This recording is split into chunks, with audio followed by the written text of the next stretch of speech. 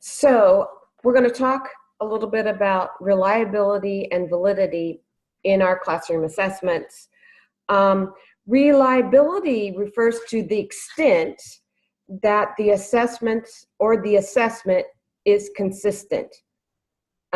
Just as we enjoy having a reliable car that starts every time we need it to start, what we do in education is strive to have reliability in our assessments. That means consistent instruments to measure what students know how to do or their achievement. Another way to think about reliability is to imagine a kitchen scale. Okay, so if you weigh 5 pounds of potatoes on the kitchen scale in the morning, and the scale is reliable, then in the evening, that same bag of potatoes is going to register what it did that morning, whether it's 5.1 pounds or 4.9 pounds. So instruments such as classroom tests and national standardized exams should be reliable. It should not make any difference whether a student takes the assessment in the morning or the afternoon, one day or the next. So stability or retest, these are types of reliability. Give the same assessment twice, separated by days, weeks, or months, without reteaching. Reliability is stated as the correlation between the scores at time 1 and time 2.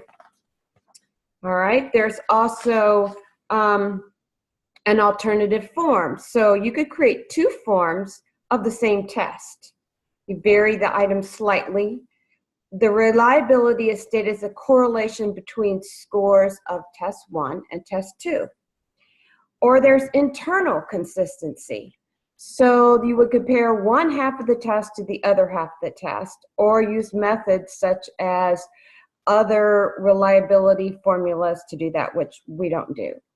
So the values for reliability coefficients range from 0 to 1.0.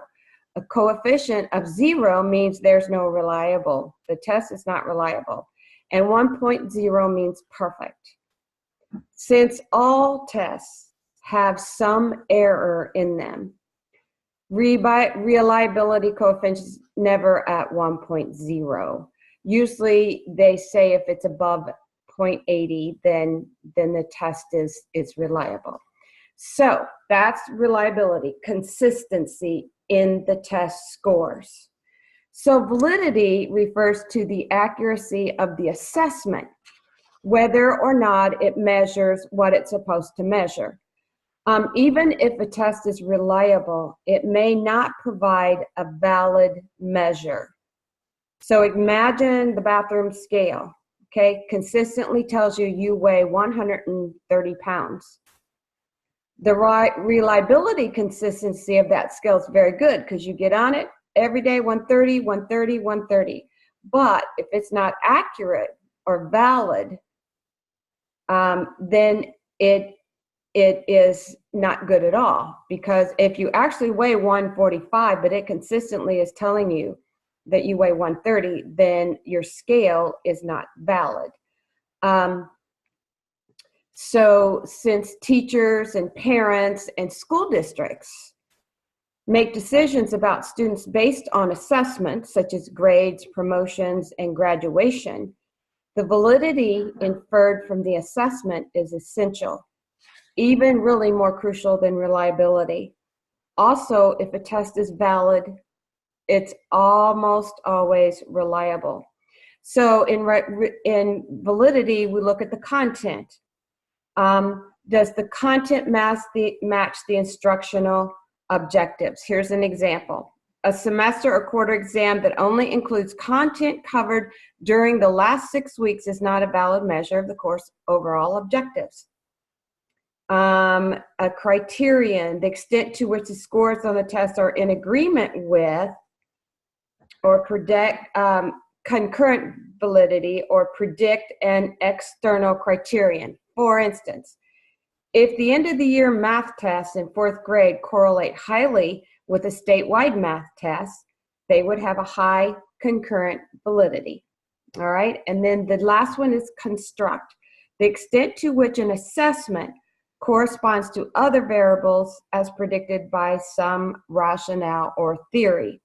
So if you can correctly hypothesize that ESOL students or English language learners, or English as a second language, that if you can correctly hypothesize that English language learners, those are students whose English is their second language, will perform differently on a reading test than English-speaking students because of theory, the assessment may have construct validity. So basically, reliability, are the scores consistent? If you gave it in another form, would the students relatively do the same on the test? Validity, is it measuring what's it intended to measure? If I was trying to measure comprehension and we just read a story, say we're reading, I don't know, The Crucible, and I'm asking questions about their comprehension in the story, and I count off for punctuation, grammar, so that the score they receive is not actually a comprehension score. It has other things in it. So that's not a valid comprehension score.